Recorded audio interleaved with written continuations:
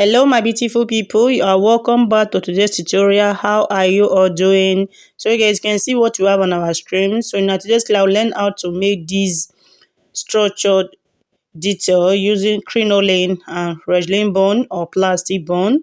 So guys, let's quickly get started.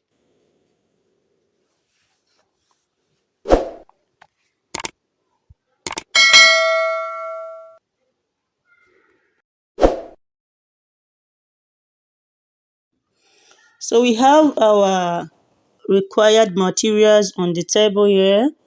So our fabric, I'm using a satin, so is optional. Okay, so we have our crinoline, our wrestling bone. So I'll be working with both plastic bone, though plastic bone is more stronger. Okay, so I'll be creating a casing, yes, to insert my plastic bone. Let's quickly get started. Okay, so I'll be using the dove face. Okay, that's the wrong part of the fabric. So let's quickly find the length of the crinoline we're working with.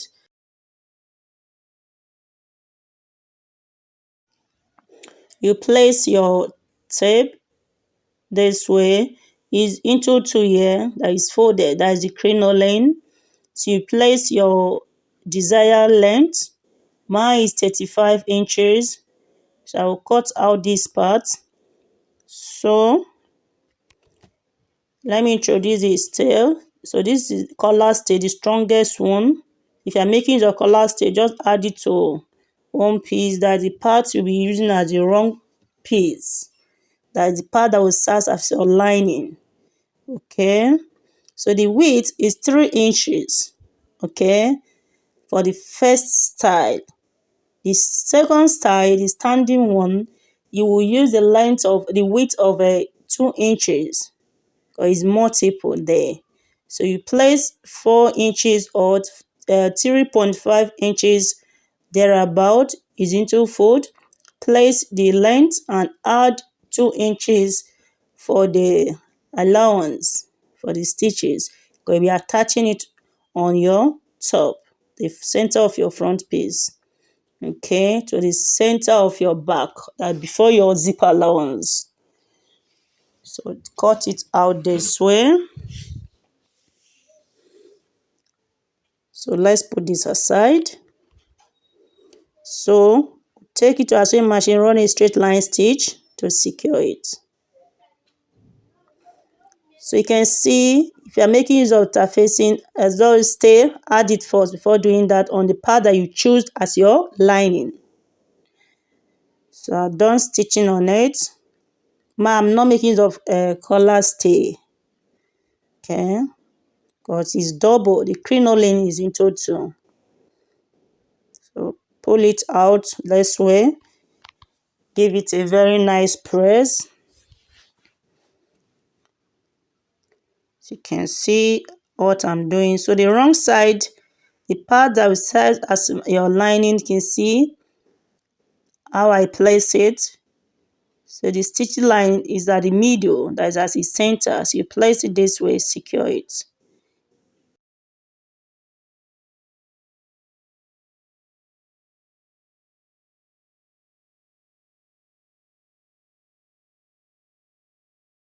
So I've given it a press or so.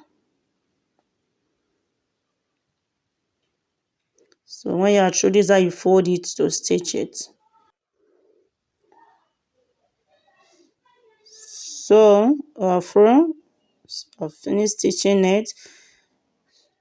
So this is how it should look like. So I will quickly take my crinoline to my sewing machine.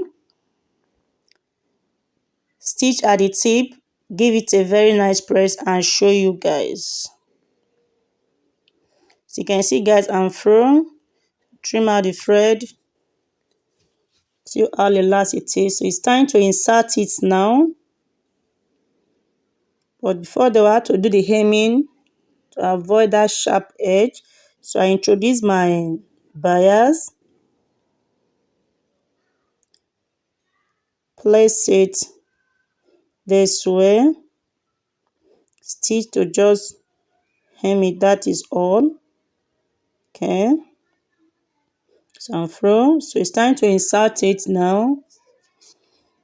So this is it. You know this method, that is this style, you only attach it in between your bows and to the center of your back. You use your trims to embellish it. So that is all for this method.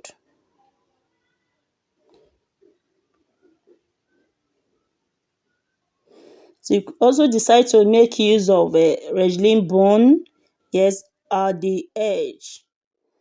So you can see, though you could decide to add a stay, that is your collar stay, before adding crinoline. So it's optional. So that is why I listed required materials earlier. Okay,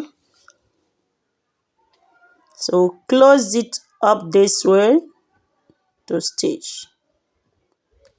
See guys, you can see and fro. So that is how it should look like. You can see embellish it.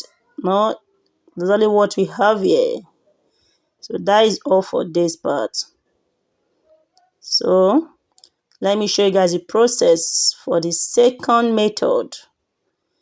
Second method, you place it this way, pin it down. Okay, that pinning, you tack it with your hand needle. So this is it. So your chest line at the back. So embellish it too. Okay, so this is how to attach the second method.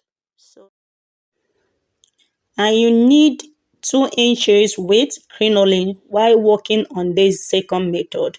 So for the third method, you could decide to place it this way for that pointy method, but I'll be showing you guys how to cut it. So you place it, you stitch at the tip down under your bust. Okay, you place it to the center of your back, you stitch it there and also add your trims. Well, this method I'll be showing you guys how to make it pointy. Okay, so it's very simple guys. So you see, place it, stitch under your bust. Okay, embellish it. So let's work on the curvy parts. So we are over to our table. So you curve it this way. So you decide to just go in by 3 inches or 4 inches. So you curve your crinoline as well. So it's shorter now. So you place it this way. But make sure you use your bias to hem it. Okay. So let me introduce my bias. So you place it exactly what you did first method. So place it this way. Stitch. So you can see guys, and through. So this part now, fold it, as in turn it to the wrong side. So place it this way. So this method also, you can decide to work with collar stay in addition with this your crinoline. So it's optional as you place it this way. Stitch. Like what I'm doing guys, give it a very nice press. So you turn it to the right side. Take it to an ironing table, give it a very nice press, add your crinoline, okay?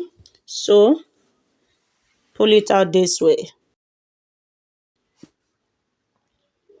So you can see how pointy it is. That is just the difference.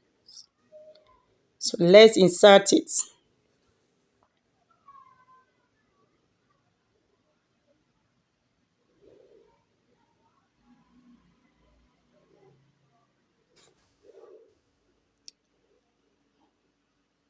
So we are doing exactly what you did the first time. So place it.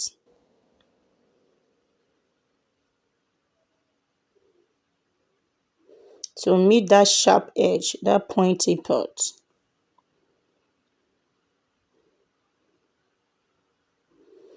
So I have a short edge here.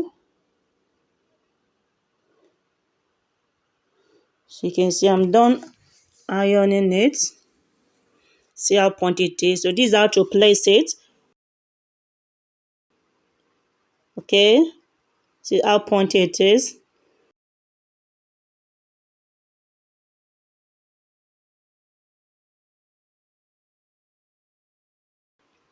See, round under your bust this way. So you could have to end it no under the bust or extend it this like what we have here to the back. So this is how it should look like. See how pointy it is. So let's move over to the fourth one. Okay. So the fourth one, I've actually done similar video on this. I'll be dropping the link. So you place your length. We work with 8 inches, 9 inches. The length is optional. But this fourth method, or style, you place your desired length. So you place your tape from center of your, that is in between your bust to the center of your back to have your desired length, okay? So the length is optional. So this fourth method, you will need a collar stay. You know, you add your collar stay or you work with resin bone or plastic bone. But I advise you work with plastic bone for it's stronger, okay? So I'm not making use of collar stay. So I'll iron it. I'll show you guys. So you can see I'm done giving it a very nice press to have that center line. You can see. So I will be creating a casing. I don't want my plastic bond to affect my machine needle. So you place it this way. So this is it. So 1 inch before the hemming. So you could decide to work with like 5 lines of bone. I don't have much. So you mark out the same allowance. Okay. Find the width of your bone. So the plastic bone is an half inch, but resin bone is 0.3 bars thereabout. So you place your tape this way to find the length.